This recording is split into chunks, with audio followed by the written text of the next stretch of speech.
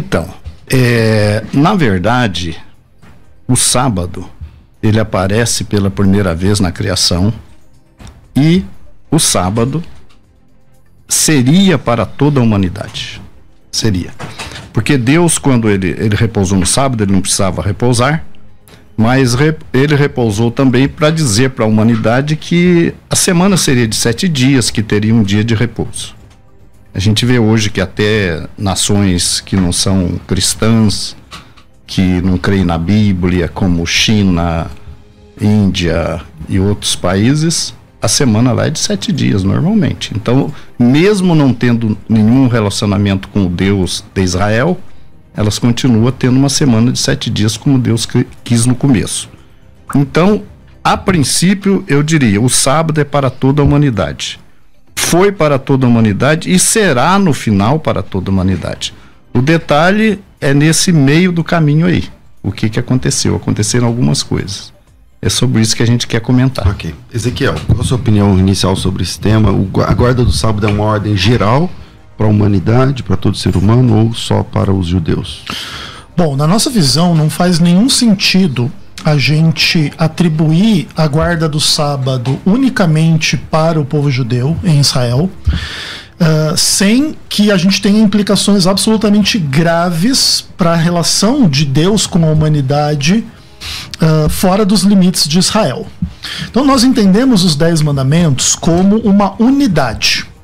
E tudo aquilo que você pode atribuir a um dos 10 mandamentos deve ser possível atribuir aos demais. De acordo com Tiago capítulo 2, né? Aquele que guarda toda a lei, mas tropeça em um só ponto, se torna culpado de todos.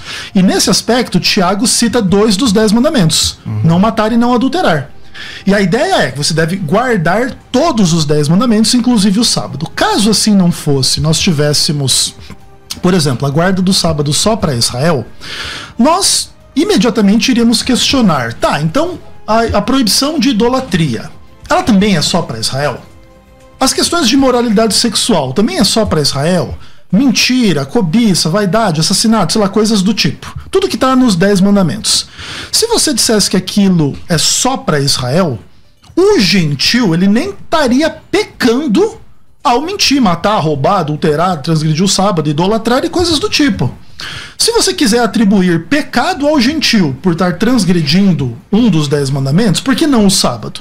Ah não, o gentil, se ele adora imagem de escultura, ele está errado, ele está idolatrando, olha que coisa horrorosa está fazendo o gentil. Ah, o gentil não guarda o sábado, tranquilo, não é para ele mesmo. Então a gente entende uma incoerência nesse aspecto, por isso a gente defende que o sábado é para toda a humanidade, inclusive no meio do caminho também.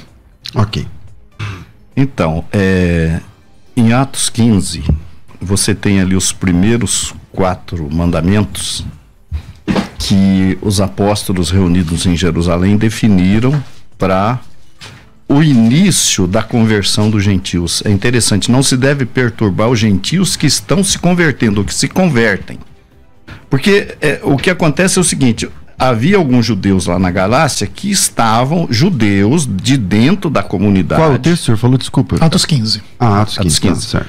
Que estavam incomodando os crentes que se achegavam a cumprir, inclusive, a circuncisão. Perfeito. Né? Aí os apóstolos se reúnem em Jerusalém e determinam aqueles 4 mandamentos iniciais. Se não ensinar-lhes isso e tal. E depois ele ainda fala, se eles quiserem aprender mais, tem a sinagoga. No sábado. Tem Moisés e os profetas lá na sinagoga lá que eles podem aprender.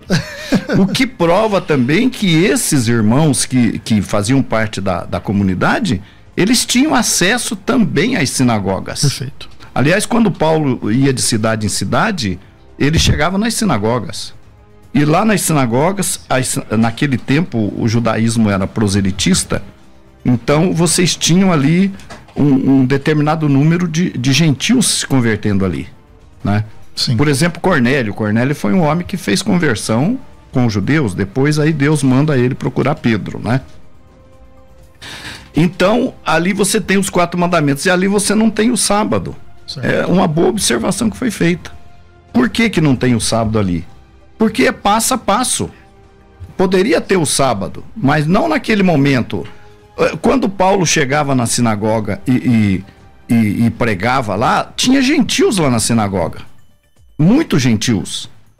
Aqueles gentios ali, era dito para eles dentro da sinagoga que Paulo ia, vocês têm que ser circuncidados, vocês estão aqui, vocês estão todos incircuncisos? Não, eles estavam ali aprendendo, eles eram ali estrangeiros no meio do povo de Israel, aprendendo dentro da sinagoga, se convertendo passo a passo ali a fé judaica.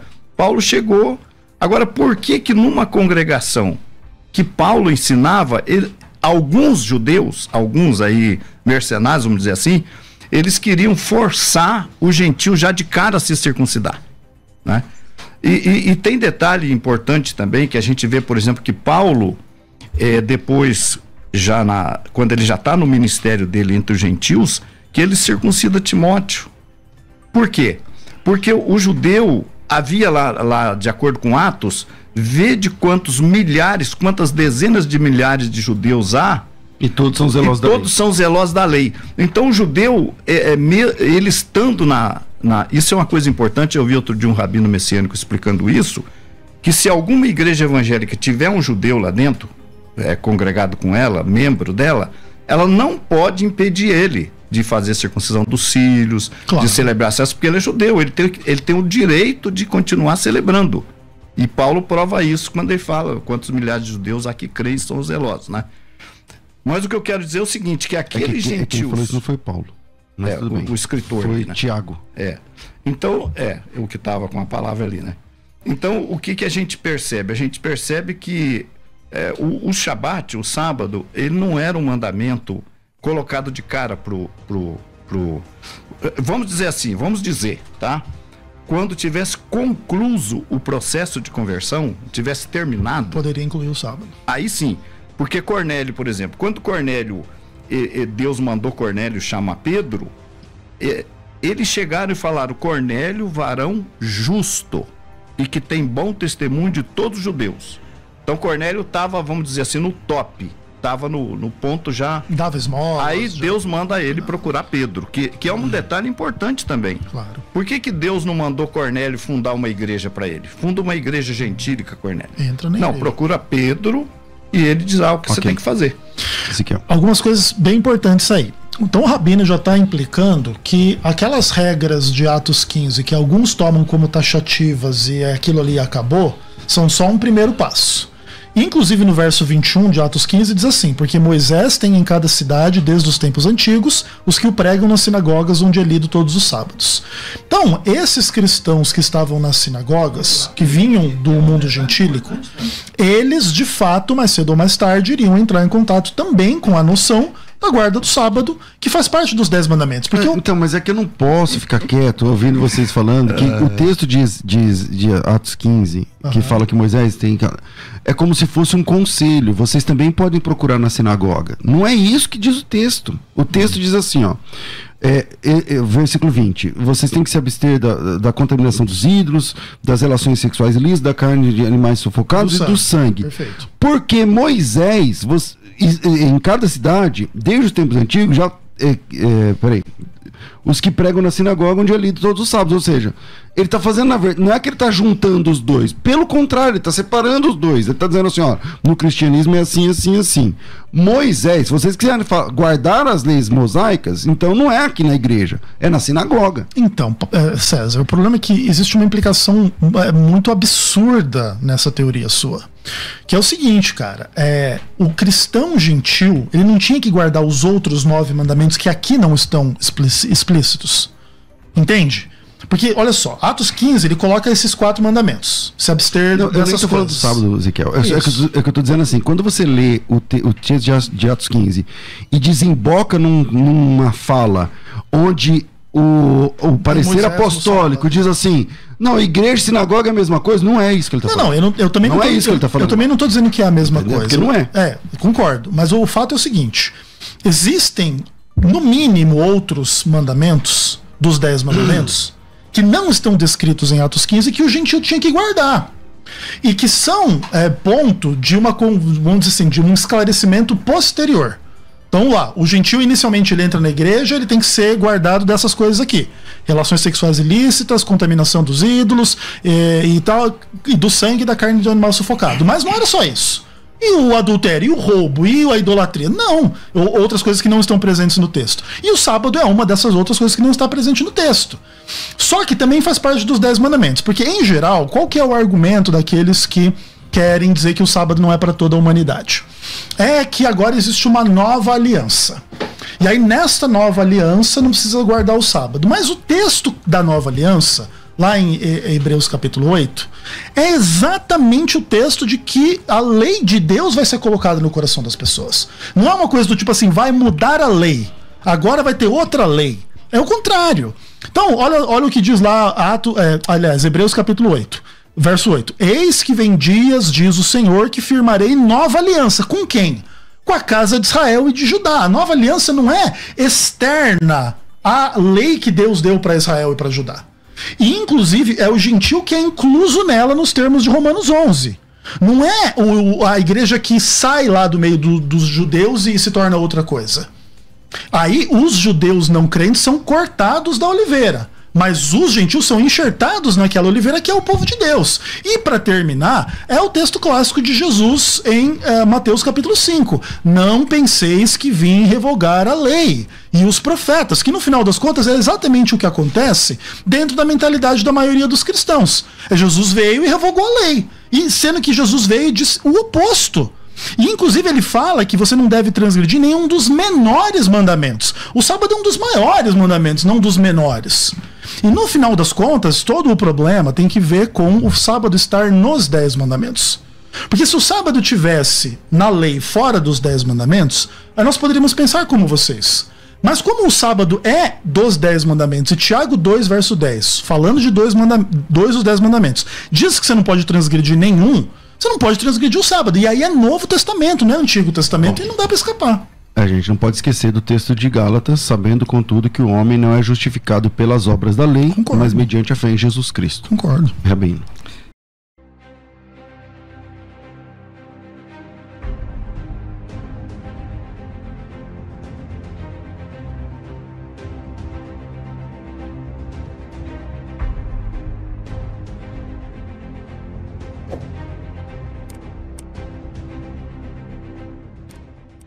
Hoje o tema é teológico, hoje o tema tem uma pitada de escatologia, uma pitada de teologia, uma pitada de simbologia, uma pitada de figuras, de tipo e antítipo, enfim. Hoje estou recebendo aqui 2 pastores, um pastor batista e um pastor adventista, e quando termina com isso, meu amigo, é o seguinte... O tema é: a Bíblia oferece base para a doutrina do juiz investigativo? A Bíblia oferece base para a doutrina do juiz investigativo? Então, basicamente, o juiz investigativo é uma doutrina, eu acho que 100% adventista. Não lembro se tem algum outro movimento que abraça sem ser a igreja adventista, né? Mas uma doutrina adventista, uma idiosincrasia da teologia adventista, que advoga a ideia de que em Daniel capítulo 8 tem lá uma profecia das 2.300 tardes e manhãs, mas eles entendem que essas tardes e manhãs são anos.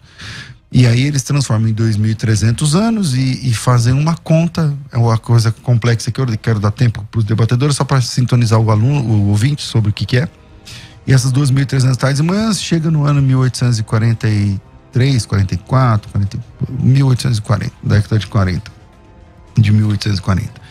E a partir desse momento começa então o juízo, sabe, o juízo que Deus vai julgar os vivos e mortos, não sei o que lá. Então, mas esse juízo é um juízo investigativo, o pai e o filho estão ali deliberando, como se tivesse um tribunal, uma mesa, e desde Adão, a começar de Adão até, como diz o João Ferreira de Almeida, até ao dia de hoje, eles estão deliberando sobre o juízo de todos os mortos e depois os vivos. Quando terminar esse juízo, segundo a expectativa adventista, então acontece o retorno glorioso de Jesus. Então ele levanta-se do juízo e desce. Aí acontece toda a sequência, né? Arrebatamento da igreja e tudo mais. Bom, para debater esse assunto, se isso é plausível do ponto de vista bíblico, eu estou recebendo aqui o pastor Paulo Sérgio Batista, ele é pastor da Igreja Batista Betânia em Guarulhos, bacharel em Teologia pelo Seminário Batista Esperança e também graduado em História pela Uni Santana e mestre em História da Ciência pela PUC de São Paulo. Bem-vindo, pastor Paulo. Bíblia oferece base para doutrina do juízo investigativo? Não. Quando você fala, pastor César, na abertura, quando você menciona a questão de que o juízo investigativo é uma doutrina exclusivamente adventista, é um fato, e até ela é exclusivamente adventista porque ela tem uma característica de tentar resolver um problema, que era o problema da suposta volta de Cristo em 22 de outubro de 44. Não é? Os adventistas mileritas, vamos dizer assim, os adventistas mileritas, eles acreditavam piamente que Jesus voltaria em 22 de outubro de 44. Não ocorreu a volta de Cristo, e aí vem aquela frase, aquela palavra, né, que descreve esse período, que é o grande desapontamento. E inclui-se entre esses seguidores milleritas. Bom, quem é millerita? São os seguidores de Guilherme Miller, ou William Miller, que era um escatologista, que apresentou a ideia de que Jesus voltaria. Inclusive, inclui-se entre eles a própria Ellen White, né, Paulo? Sim, Ellen White fez parte do movimento millerita, né? Só depois, quando o movimento vai entrando, quando o movimento acaba, que acaba em 44, Miller ele rejeita depois qualquer outro movimento, daí vai surgir a Igreja Adventista só em 1843, mas os pioneiros basicamente estavam todos ali, no movimento millerita. Ellen White era bem jovem nesse movimento, né? Mas ficou como uma figura profética, enfim. Então, no dia seguinte, né, no dia 23 de outubro de 44, é quando surge o rabisco dessa doutrina. Hiram Edson, desapontado e pensando sobre o que tinha acontecido no dia anterior, foi dar uma volta, saiu até para evitar também o pessoal na rua, entrou pelo milharal e pensando sobre o que tinha acontecido, ele diz que compreende, às vezes fala que foi uma visão, às vezes ele diz que a mente dele abriu sobre esse aspecto, e ele diz que entendeu que Cristo não entraria, não voltaria à terra, mas sim entraria, começaria ali o seu juízo investigativo. Essa expressão vai ser usada por ele e depois vai ser sustentada por Crozier, um escritor adventista que formulou uma teologia bem organizada desse pensamento, mas que depois apostatou dessa doutrina e não a aceitou mais. Então o próprio criador já saiu fora dessa história, mais ou menos. É alguma coisa do tipo. Então é uma doutrina bem exclusiva adventista para resolver esse problema. Ezequiel Gomes, a Bíblia oferece base para a doutrina do juízo investigativo. Você acredita nesse negócio de doutrina do juízo investigativo? Claro, sem dúvida. Sem sombra de dúvida, a Bíblia apresenta ampla e suficiente base para a compreensão adventista do juízo investigativo, ainda que seja importante colocar claramente para o ouvinte que a linguagem das doutrinas não é a linguagem do texto bíblico. Isso acontece com qualquer doutrina. Você não tem um texto na Bíblia dizendo que o arrebatamento é secreto ou que é público. Você não tem um texto na Bíblia dizendo que Deus é 3 pessoas e uma entidade só e etc. Porque a doutrina, o que ela é? Ela é uma ampla gama de convicções construídas em cima do texto bíblico, mas que não refletem o texto bíblico de forma ipsis literis. Não há nenhum texto na Bíblia dizendo que Deus é uma trindade. Não há nenhum texto na Bíblia dizendo que há um juízo investigativo. Todavia, existe uma ampla gama de textos bíblicos e, em especial, a base do juízo investigativo é o livro de Levítico, o livro de Daniel, o livro de Hebreus e o livro do Apocalipse. A farta evidência bíblica para essa ideia e nós vamos defendê-la com bastante tranquilidade. Bom, vamos lá. Eu acho que o Paulo usou mais tempo, se você quiser já começar. Bom, beleza. Então vamos lá. A doutrina do juízo investigativo, ela é naturalmente ponto de polêmica, porque basicamente a doutrina do juízo investigativo, ela é o adventismo do sétimo dia meio que inteiro, assim, vamos dizer assim. Toda a compreensão adventista a respeito de Deus, de Cristo, da salvação, da volta de Jesus, da eternidade, como que você deve viver antes que Jesus venha, encontra na doutrina do santuário o seu fundamento. E a doutrina do santuário é basicamente a doutrina que vai dar base à noção da ideia do juízo investigativo. O que diz o livro de Hebreus? Que os ministros do santuário terrestre, eles ministravam em figura e sombra das coisas celestiais. Então, como que eram as coisas lá no ministério dos sacerdotes levitas, lá no santuário terrestre? Era derramado o sangue do cordeiro para fazer o perdão do pecado, aí esse sangue era levado para dentro do santuário, aí no dia da expiação havia todo um ritual para expiar e purificar o santuário daqueles pecados, aquela coisa toda. Então o adventismo entende que todo o ritual do santuário terrestre era uma grande parábola e figura do santuário celestial, e inclusive com as divisões em lugar santo e santíssimo, e onde há uma maior parte do ministério levita acontecia com os sacrifícios diários, e tinha um sacrifício anual que era o dia da expiação.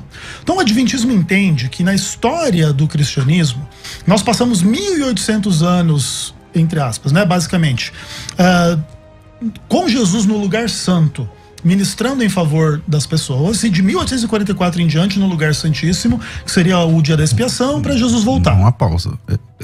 Bom, você manja mais que eu não sou adventista. Certo.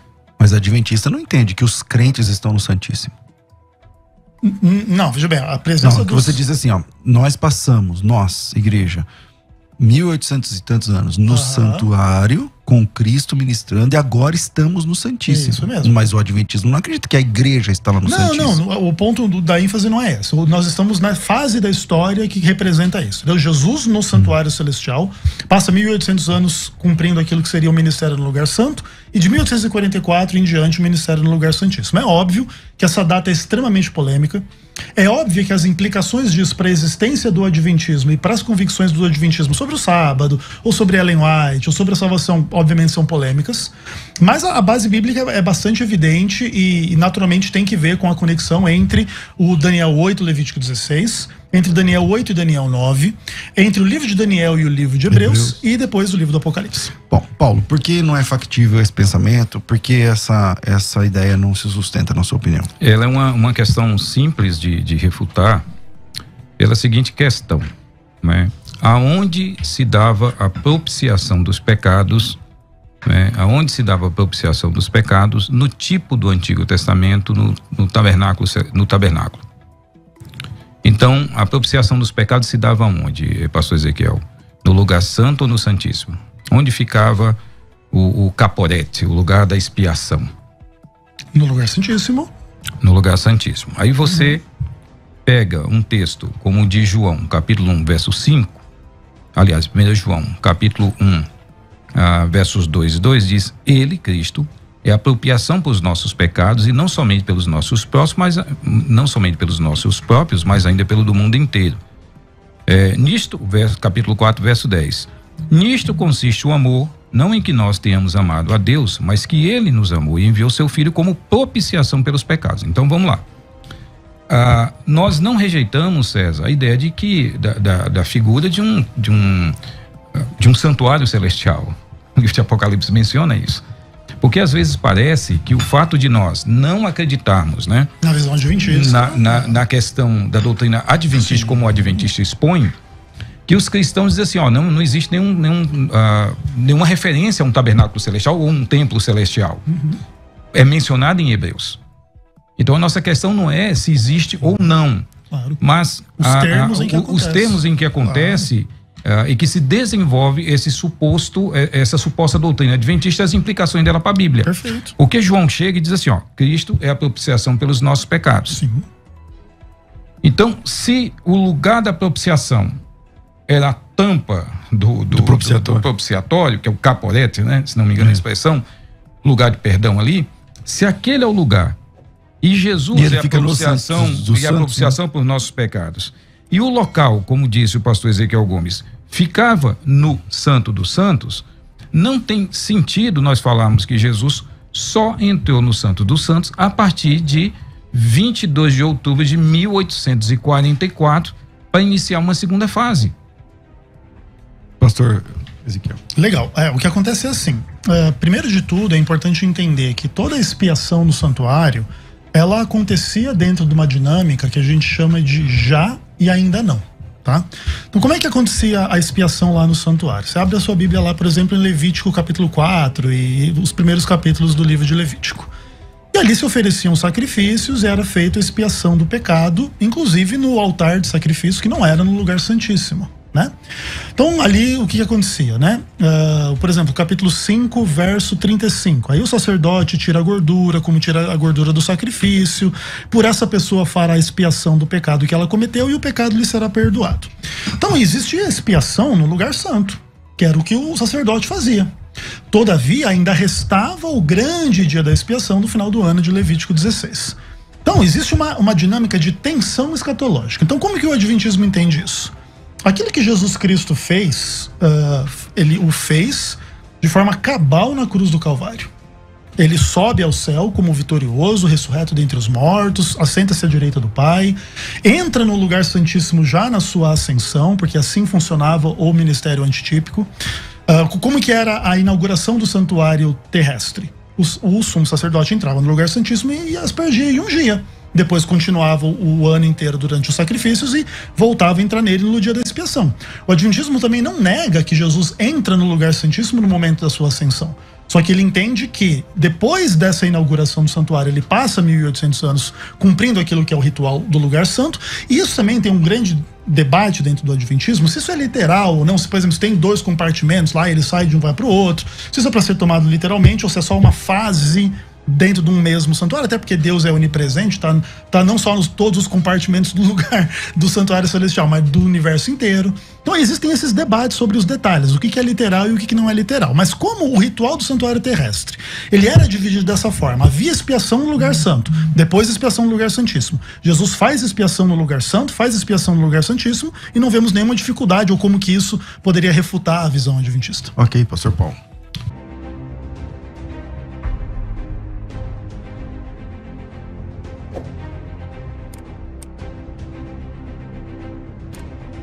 Digo que hoje estarás comigo no paraíso. Vou repetir. Disse-lhes Jesus: em verdade te digo que hoje estarás comigo no paraíso. Muito bem. Então nós vamos começar o debate aqui. A pergunta, ela é muito importante. O ladrão da cruz foi para o paraíso no mesmo dia? Legal. Bom, Mateus capítulo 23, verso 43... Lucas. Lucas 23, 43 é um texto classicamente debatido há muitos anos na igreja cristã. E, inclusive, nós temos algumas questões importantes para que o ouvinte leve em conta na hora de interpretar o texto. Eu gostaria de chamar a atenção do ouvinte para o fato de que o texto não fala nada sobre a alma do ladrão, a separação entre o corpo e a alma, que a alma do ladrão era imaterial, imortal, indestrutível e coisas desse tipo. De maneira que a leitura popular e tradicional desse texto, ela simplesmente baseia-se em nada. Da perspectiva de uma descrição técnica do que acontece com a pessoa quando ela morre ou não. Mas além disso, existe um outro problema. A palavra de Deus, ela não é silenciosa quanto ao que acontece com a pessoa quando ela morre. Você tem uma descrição muito clássica lá em Eclesiastes capítulo 9, dizendo que o morto não sabe nada, ele não tem amor, ele não tem ódio, para ele tudo pereceu, e etc. De maneira que, se a leitura tradicional de Lucas 23, 43 fosse verdadeira, não é a igreja adventista, a Ellen White, o Ezequiel Gomes que estaria em erro, é a Bíblia. E em inúmeros textos e aspectos. Primeiro de tudo, você quebra a conexão entre o pecado e a morte. O salário do pecado é a morte. Que nada, você é um ladrão, você é imortal. Imagina como que o pecado trouxe a você morte, né? Que piada. Claro que não. É só metade de você que morre. A metade que realmente importa não morre. Inclusive, em outros inúmeros aspectos, a Bíblia diz que a alma morre constantemente. A alma que pecar, essa morrerá, etc, etc e etc. De maneira que, se a leitura popular de Mateus 23, verso 43 prevalecesse, a Bíblia estaria em erro. Não sendo esse o caso, a interpretação do texto é muito mais simples. Existe uma discussão de crítica textual, existe uma discussão de pontuação desse texto, e a leitura adventista implica que Jesus afirmou naquele dia da cruz que no futuro o ladrão estaria no paraíso. Então o ladrão creu, foi salvo, será ressuscitado na ressurreição dos mortos salvos, e em função disso estará no paraíso, a palavra de Deus se cumprirá. Jesus não mentiu, não enganou e não ensinou nesse texto imortalidade da alma, inclusive porque o texto nada fala a esse respeito. Ok, pastor Ezequiel, só para os ouvintes ficarem situados, então a opinião do senhor é que esse homem, ele está será morto, salvo, mas ele só entrará no céu na ressurreição. Perfeito. Ok, pastor César, por favor, fica à vontade. Bom, vamos lá. Pela primeira fala do pastor Ezequiel, eu imagino que ele vá distorcer o tema do debate para falar sobre a pós-morte, né? A escatologia da morte, né? O que acontece depois da morte e tal, que não é o nosso tema. Então, o nosso tema não é esse. O nosso tema é o seguinte. Vou ler aqui até como está no YouTube. O ladrão na cruz, o ladrão arrependido, né? O padre Antônio Vieira, ele falava o bom ladrão. Tem um livro chamado O Sermão do Bom Ladrão. Então, o bom ladrão, né? O ladrão que se arrependeu no último dia, né? O ladrão que se arrependeu. Ele foi para o paraíso no mesmo dia, à luz de Lucas 23:43.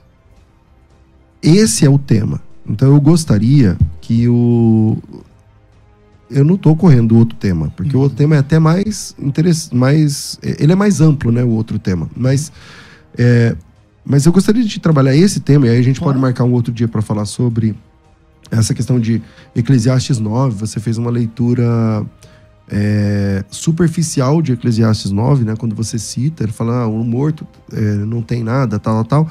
É verdade, mas lá tá escrito que é do ponto de vista debaixo do sol. Então, quando você morre, você não vê mais nada mesmo aqui. Você não trabalha e tal, nem nada. Mas, então, não é essa perspectiva, né? O Eclesiastes 9 não é uma perspectiva de pós-morte, mas a Bíblia tem perspectiva de pós-morte, sim. Então, você começa dizendo assim, a Bíblia não fala nada sobre a alma do ladrão. Sua primeira fala. A Bíblia não diz nada sobre a alma do ladrão. E como é que Jesus vai levar esse cara para o paraíso? Independente se é naquele dia ou não. Porque eu vou defender que é no mesmo dia. Tá. Mas se não é sobre a alma, como é que Jesus vai levar esse cara para o paraíso? Se a Bíblia diz que carne e sangue não herdam o reino de Deus. Se não é sobre alma, é sobre o que então? Então, é sobre alma, sim. É sobre a salvação eterna de uma parte do corpo, ou melhor, de uma parte do ser que resiste, que sobrevive à morte do corpo. E essa parte imaterial, porque o ladrão, na continuação da leitura, ele morre. Ele morre fisicamente. Inclusive, ele morre antes de Jesus, o ladrão. Porque ele tem as pernas... Não, Jesus morre antes do ladrão, desculpa. Jesus morre antes do ladrão. Mas ele tem as pernas quebradas para acelerar o processo da morte. Então, ele morreu. Como é que Jesus levou ele? Se é no mesmo dia, ou no outro dia, na outra semana, ou não chegou ainda esse dia, que é o que você vai defender, como que ele vai levar esse cara? Entendeu? Então, é sobre alma também. É sobre alma também. Agora, a leitura do texto, a leitura simples do texto, ela diz assim, Jesus respondeu, em verdade te digo que hoje estarás comigo no paraíso. E aí vai uma dica para os estudantes da Bíblia, das Escrituras. Respeite a Bíblia. Respeite a Bíblia. Não, porque se a leitura que os evangélicos fazem for essa, então a Bíblia está em erro, que é uma outra fala do Ezequiel. Então, o que a gente tem para trabalhar é o que está revelado. A teologia, a boa teologia é com base na revelação. Então, o que está revelado nesse texto é que Jesus Cristo disse para o bandido, para o ladrão que se arrependeu, em verdade digo que hoje estarás comigo no paraíso. Nós os teólogos, nós os estudantes, a gente que lute. Porque isso está revelado. Jesus Cristo disse para o bandido arrependido. O rapaz falou, eu não lembro a fala do rapaz, lembra-te de mim quando entrares no teu reino. Jesus falou assim, ainda hoje estarás comigo no paraíso. Agora, como esse texto se encaixa na nossa teologia humana, no nosso entendimento sobre o resto dos textos, é problema nosso. Isso é problema teu, cara, problema meu. Entendeu? Está revelado. A gente vai da revelação para a compreensão. E não da compreensão para a revelação. Eu não posso abrir o texto bíblico a partir da minha compreensão e fazer com que o texto bíblico encaixe-se na minha compreensão. Não, é o contrário. Eu vou à revelação. O que está na Bíblia é revelação. Está revelado isso? Tá. Então agora a gente que lute, com todo respeito, para a gente encaixar isso na nossa compreensão. Pastor Ezequiel, o senhor pode ficar à vontade para fazer o contraponto. Ok, então o que acontece? Se o que importa é o que está revelado, nada nesse texto está revelado sobre uma alma imortal. Nada nesse texto está revelado sobre uma alma imaterial. Nada nesse texto diz que a compreensão correta do que aconteceu com o ladrão implica que ele morreu, mas não morreu, porque metade dele é imortal, porque esta metade nunca poderia morrer sob nenhum aspecto, a despeito de ser uma alma pecadora, de uma pessoa pecadora, e coisas desse tipo. De maneira que considerar o que a Bíblia diz a respeito desse tema é o que é revelado é absolutamente natural quando se explora o texto. Então, por exemplo, vamos tratar aqui com uma hipótese. Vamos supor que, de fato, a sua tradução da Bíblia estivesse correta e Deus, em Cristo, prometeu ao ladrão estar naquele mesmo dia no paraíso. Vamos trabalhar com, sei lá, com uma hipótese que eu, obviamente, não concordo, porque ela não está de acordo com os dados bíblicos, de que, sei lá, vamos dizer que Jesus Cristo ressuscitasse aquele homem naquele mesmo dia e o arrebatasse para o paraíso em carne e osso, da mesma forma como hoje Jesus está no paraíso em carne e osso. Que Jesus ressuscita com corpo e sangue e corpo literal, né? O que ele, inclusive, fala para os discípulos: coloque aqui, ó, pegue em mim porque eu estou vivo e não é uma alma, não é uma coisa do tipo. Vamos trabalhar com essa hipótese, que mesmo Jesus tivesse ressuscitado no mesmo dia da sua morte, o ladrão também, e os dois tivessem ido ao paraíso ressurretos. Essa seria uma explicação plausível para a noção do que hoje você vai estar no paraíso. Porque isso é uma questão que está de acordo com o que a palavra de Deus ensina de forma ampla. Agora, em nome desta linguagem, inferir uma antropologia absolutamente antibíblica, que nega a conexão entre o pecado e a morte, que torna o pecador imortal para que ele esteja no paraíso, porque tem que ser óbvio que aqui é uma alma, isso é ferir as escrituras. Isso é não ler o que está na revelação. Isso é você ir contra o que está revelado e inferindo sobre a palavra de Deus o que a palavra de Deus não diz claramente. Muito pelo contrário, o que a Bíblia diz o oposto. A alma que pecar, esta morrerá. Esse ladrão é uma alma imortal, sem pecado. Inclusive, isso teria problemas também para a escatologia, para a ideia do próprio inferno eterno. Uma alma imortal teria que ser sem pecado. E ela vai sofrer eternamente por que pecado lá no inferno. Mas enfim, o fato é que também, nesse caso, o mau ladrão também seria imortal.